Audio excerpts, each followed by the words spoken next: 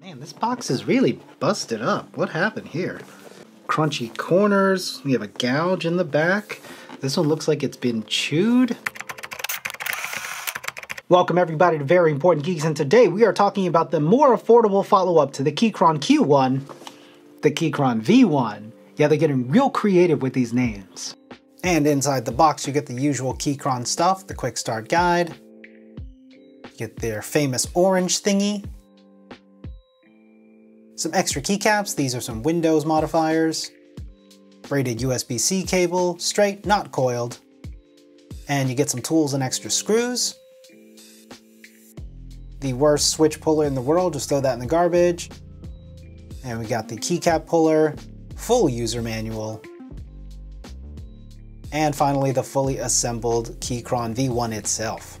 Now the V1 shares a lot of the same features as the Q1, namely that it's a 75% keyboard, has screw-in stabilizers and RGB, is compatible with Windows and Mac, is programmable with QMK or VIA, and the PCB is hotswap. But whereas the Q1 was a gasket-mounted design, the V1 is a tray mount, which is not surprising for a more affordable budget option. It also comes with an option for a knob, but the V1 has a plastic case, and because it has a plastic case, it comes with an acoustic silicone pad to help with the hollowness. And just like the Q1, you have the option for fully assembled or bare bones with the knob or without the knob, and you can get either with their double-shot OSA PVT keycaps. Now, as far as case options for the V1, you can choose between carbon black or frosted black, and the frosted black is a little bit translucent, whereas the carbon black is fully opaque, and both come with the option for K-Pro red, blue, and brown switches. Now this time around, I got the frosted black fully assembled version, which ran me just $84, which is really good. And if you want to check out what makes the Q1 a little more expensive, you can check out my build video here. Now let's see what you get for a fully assembled V1 out of the box.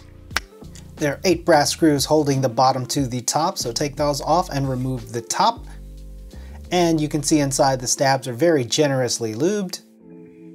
And once you're able to take the PCB off, you can see that there's a steel plate there, some plate foam, and the PCB.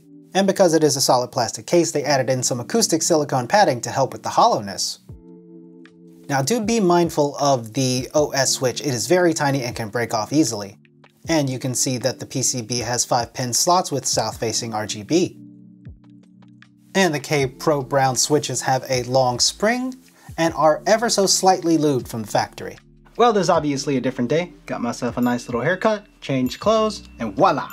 As a total package, this is a very solid keyboard, especially for the money that you pay. It ticks all the boxes, it's got nearly all the features, and as far as sound, well,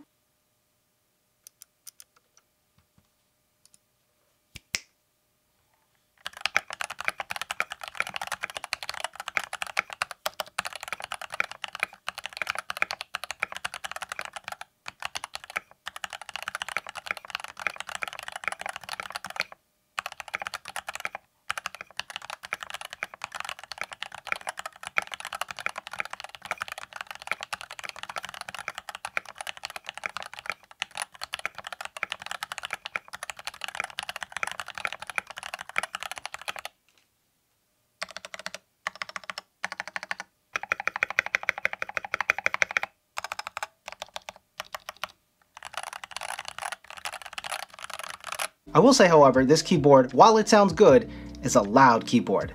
And this is why I say that. This is what the Keychron Q1 sounds like, the metal version of the V1.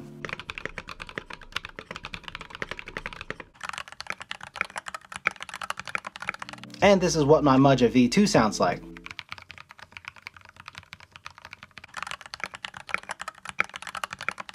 Now this is why I think it sounds louder than those other keyboards. One, the other two have aluminum cases, and the Mudja has a huge honking stainless steel weight in the back, and mass absorbs sound. So all the mass of that aluminum is really dampening a lot of the volume. Now, because the V1 is one, a tray mount, and made out of solid ABS plastic, a lot of that volume isn't being absorbed. Even with the silicone in there, I think the silicone is doing a good job of keeping it from sounding hollow. It's just kind of loud and clacky. And I sort of picked at how loud this keyboard is because I've been using a lot of the aluminum keyboards, a Q1, then a Q2, and then the Mudja V2 for a long time now. And it really came about while I was on a Zoom call and I was typing, and normally people don't hear my typing. Even though I wasn't using any silent switches in my Q1 or Q2 or my Mudja, I'm using tactiles and some linears. People never complained about hearing my keystrokes. But as soon as I switched to this one, everybody mentioned that they heard it. While I was typing, I definitely had to slow down and like type kind of gently. So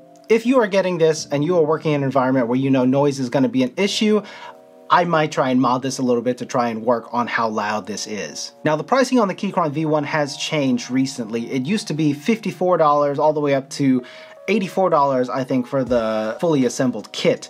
But prices on the boards themselves have increased by $10, but they have reduced shipping on each board by $10 as well. You don't end up paying net more than before.